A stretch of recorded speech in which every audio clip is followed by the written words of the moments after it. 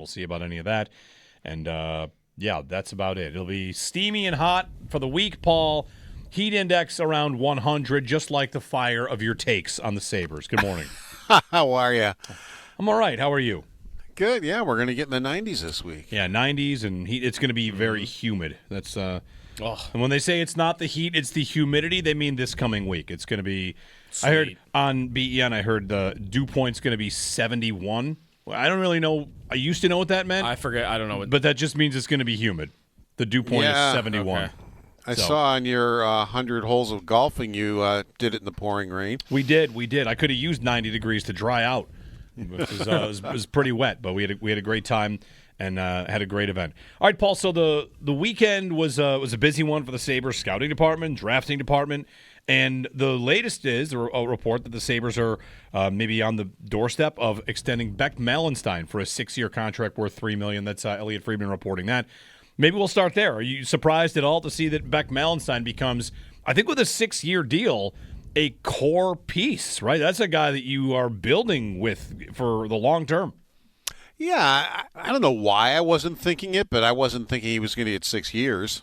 And then it's like, well, why wouldn't you think he's going to get – I mean, they like him a lot. And so if they have a figure that they think is going to be a decent figure for him, and they certainly – they've lost 2 very good penalty killers. I mean, Alex Tuch and Greenway are 2 of the best penalty killers in the National Hockey League. So, it's something that and Beck Malenstyn is also a very good penalty killer. So that was something that I think they thought they needed. They didn't want to get rid of. He also is one of their best forecheckers as far as getting in with speed, getting into the corner, getting there, on time, and kind of causing havoc that way also. So it's an odd one. It shouldn't be surprising, I guess. I guess the reason why you were surprised, Paul, I was anywhere is, even though I don't think it's a problem that it's for that many years. I mean, the cap going up, it's to me a $3 million deal, and that 4 years from now is going to look like chump change. But it's unique because I feel like fourth liners usually just don't go for that much, right? Like that's really all of it, or like that long. Like how often? When's the last time the Sabres signed a guy that you knew like, okay, this is a core fourth liner for me and penalty killer?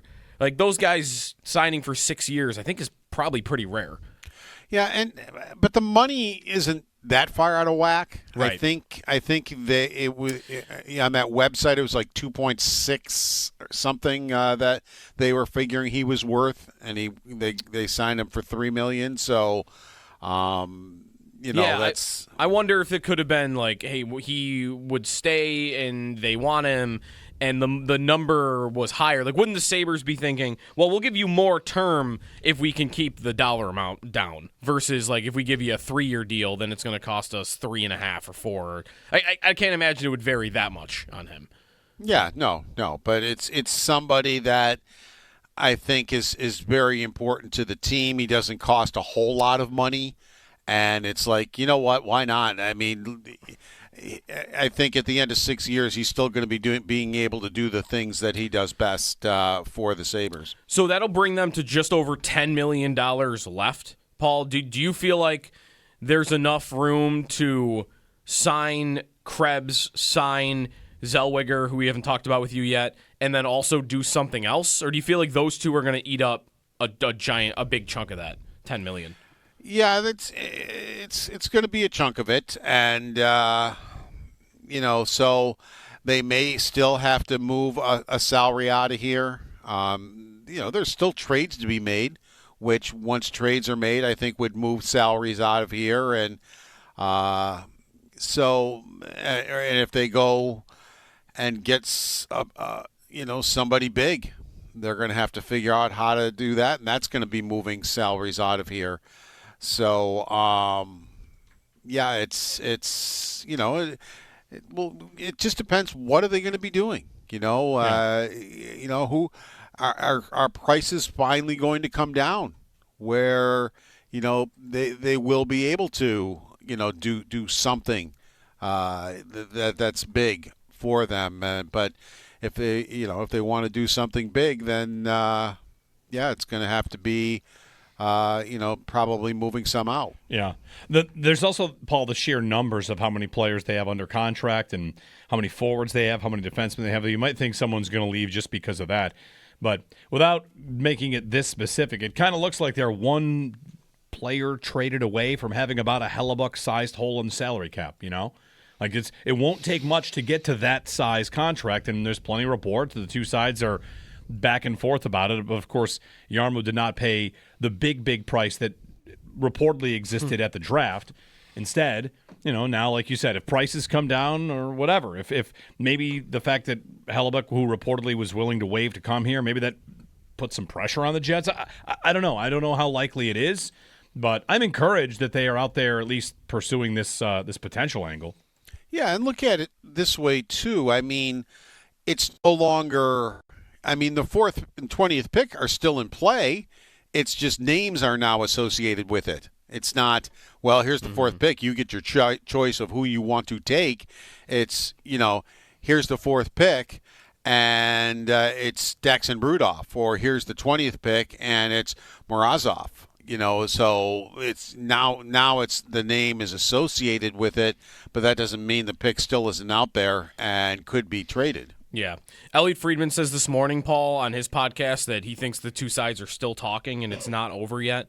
In terms of that idea, I know you were definitely not into it for the 4th overall pick. Right. Is there a lesser price where you feel like that would be a good idea for the Sabres?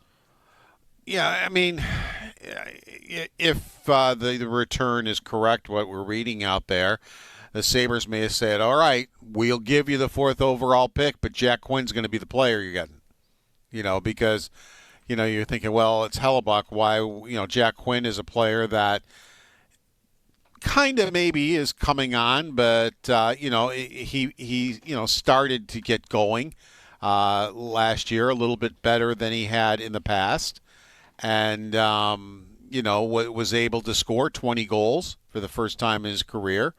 But I don't know if that's the guy that gets it done for Hellebuyck. But the Sabres might say, yeah, but we are giving you the 4th overall pick, which I would be totally against. So, we're not going to give you Josh Doan or something like that. It's going to have to be on the Jack Quinn side of things. That might have been what the Sabres were saying, and the Jets were like, no, this isn't good enough. Paul, how about the trade that they did make on Friday afternoon? Olin Zellweger, what have you learned about him over the last couple of days? Feels like he is a version of Bo Byram in some ways. I don't think he's as complete a defenseman. He's smaller, but he also is only 22. Like, he could develop into a guy that is, thought of higher than he is right now. Yeah, they've got some work to do from a standpoint of, defensively. They're going to have to give him some help there. He's very fast, so they've got that going for him. He's one of the better skaters. He's a very good puck-moving defenseman. He's also a guy that, he can move the puck, yes, but he only had like 7 goals and 15 assists, and the year before 7 goals and 13 assists. But as you mentioned, at age 22, when the season starts, he'll be 23. There is an upside here still. It took 4 years for Dahlin to become Dahlin. It took 4 years for Power to become Power. I say 4 years. Jarmo says 200 games. He's at 164. He doesn't have 200 NHL games yet. He has 3 full pro seasons. He spent some time with the San Diego Gulls the first year and then 2 NHL seasons. So he only has 44 AHL games, which maybe wasn't enough, but I think it's a good trade because there's a good upside here. There's a good chance he could be better than what we've seen so far out of him, and he hasn't been awful by any means. But there's an upside here, which I think made the trade worthwhile. Now, he is a left-handed shooting defenseman, So as far as talking about putting him with power, the only problem with that is then you're sitting there with two righties again on your third pair. On your third pair, which Lindy Ruff doesn't much care for. And Crevier did play top 4 minutes with Chicago, and by all accounts did very well with it. And I remember watching him play. We of course saw him play in Chicago in April, and we were in Chicago in April, anyway, and he handled it okay. So it wouldn't shock me at all if Crevier or Timmins is the guy playing with power, being a lefty-righty, and then you also then have a lefty Zellweger and a righty on the third pair too. And it gives him a chance to maybe grow into the type of player he can be and not putting the pressure of, making him a top 4D right off. It's like, okay, come on in. We know you've got some potential. We know you can be better than what you've been. And, let him feel his way through and do it that way. With that being said, under contract now, Paul, defensively, they have Dahlin, Power, Samuelson, Timmins, Crevier, and Metza, and then Zellweger is an RFA. Would you consider them to be done on the blue line?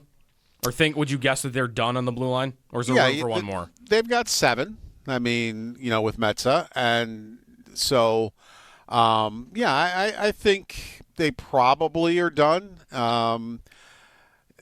If they do make another move on D, then Metza probably winds up in Rochester again, which is fine. Right, because he has a two-way contract. Right. Yeah. Well, it doesn't matter if he does or not. It's just how much he gets paid. Right. Two-way doesn't mean you can't send him to Rochester. You can still send the guy with a two-way or a one-way contract. It's just he gets paid NHL money if he goes down there. That's all. So it's. And, forwards is where they've got it. They're okay on D now. You've got 3 stud defensemen. You've got 2 others that you've acquired. I think now's the time that they have to be looking at forwards, or if they are trying to improve their goaltending. But I think as far as defense goes, I would think they're done. Paul, are they mean enough right now? I mean, I just want to point out, Greenway leaves, Stanley's not coming back. They got Stanley and Shen to be meaner in the playoffs, and, Greenway's something there. Tuck is size. Do you feel like they drafted a draft class that looks big and got plenty of meanness to it? Does the roster have enough of it? Well, what did Yarmo say last year after the Winnipeg trade? It's like I felt we were getting pushed around. Well, if you felt you were getting pushed around then, you probably are going to get pushed around here. I mean, they don't have Josh Dunn signed right now. I don't know if they're planning on re-signing him or not. And if they did, they probably would start him in Rochester anyway. If he didn't feel that, if he felt they were getting pushed around last year, Zellweger, Crevier, he's a big man. He's not getting pushed around. He kind of is in the Kessel ring. Kessel ring admitted that he didn't like to fight, but he did, and he was there for teammates. In the little bit that he played, he would do it, and he actually wasn't too bad at it. Watching him do it. And Crevier, I'd read it's not his favorite thing to do either, but he shows up and he's there, and he will do it. So you have gotten yourself a 6'8" guy who is not going to get pushed around. So you've got one guy in the blue line that you can count on for that. And Timmins would show up if he has to. But otherwise, you think of the forward group, it might be something lacking currently. Yeah, Malenstyn shows up. He's not a fighter, so to speak. I feel like Krebs is in that camp, too, where he shows up, but he's not thought of as but they're in the middle of it. I mean, it's not like, where's Malenstyn? How come he's not there? They're right in the middle of it if they have to be. Most of their guys, that's the one thing. Maybe they get pushed around, but ever since the Thompson/Samuelson incident, they basically all show up. They're all there in a 5-man unit. They may get the tar kicked out of them, but at least they're there and they show up and they're there for each other. Yeah, that's where I was just going to say, like, they didn't. That was something we talked about at the deadline, but then the Tampa game happened, and then they got through Boston, I think, without that really being an issue. And that's not really how they lost to Montreal. Like, none of the takeaway, Paul, I don't think, after Montreal was they lost that series because they got bullied. No, but I just think if we're looking at the way the GM operates and talks, he's drafting big men, he's trading for big men. Yep. And the roster might be just a little light in that department, and I want to keep that open as like an avenue he still might pursue. Like maybe the upgrade they are looking for at forward or guys that go out and guys that come in. Like I want to keep it open as something that he has talked about valuing, and right now the roster isn't exactly, like overflowing with it. And you know what? Maybe that's something that they have to live with for a year. Yeah.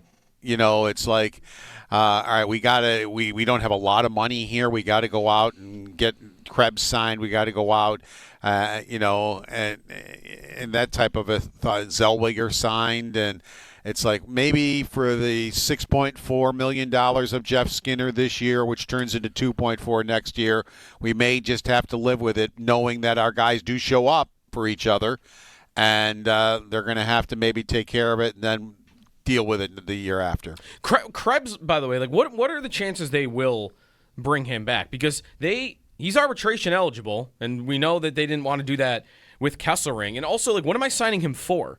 Like, is he going back on the top line? Because fourth line center, I've got Carrick, Kozak, and Danforth all under contract. Like, I don't really need him for that. So I guess, Paul, like, why would I be doing it? I like him. Like, he can play versatile all over the lineup. But is he going like back on line one, and that's why I'm bringing him back, or is he really expendable at the moment? I think Lindy Ruff would be kind of upset if he didn't have Krebs at his disposal. He really liked him. It's like he never was the healthy scratch. He always found some place for him to play. He's a little like Benson. Benson you can put on any line, and he's going to excel. And it seemed Krebs, once he got some offensive confidence, which I thought he did, he's the same way. You can put him probably anywhere you want in the lineup, and you're probably going to be fine. So I think Lindy Ruff probably wouldn't be a happy camper if that turned out to be the case. That if he wasn't around. So. It just depends. What is he looking for? Is he looking for a reasonable contract, or is his agent, way out of line as far as what he wants? But he had career high in goals. He had a career high in assists, and he had 11 more points than he ever had before. And he's going to be in the lineup. I mean, 80, 81 games and 82 games in the last 3 years, so he's durable.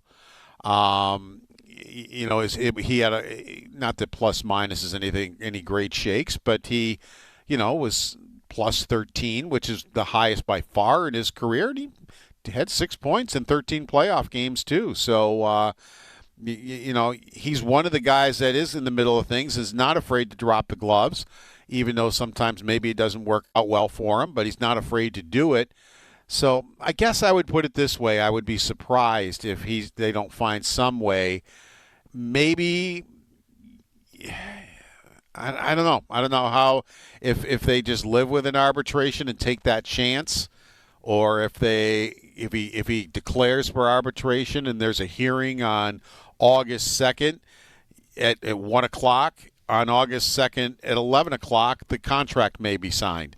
That happens a lot. Like 2 hours before the hearing, the two sides come to an agreement.